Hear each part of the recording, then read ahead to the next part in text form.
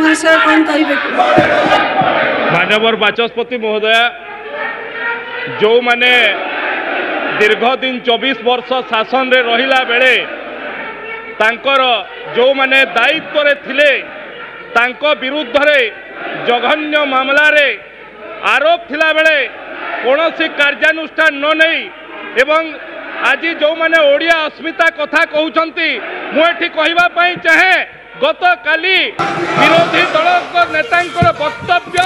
बहु ओडिया अस्मितार परिचय थिला गत काली विरोधी दल नेतांकर वक्तव्य बहु ओडिया अस्मितार परिचय थिला जो माने दीर्घ दिन धरि ओडिया जाति को ओडिया भाषा को ओडिया संस्कृति को सम्मान दे शिखिले नहीं आज ओडिया अस्मिता कथा कहबा अत्यंत हास्यास्पद एवं कौ माने कथा कहउछंती जो माने गृहर कार्य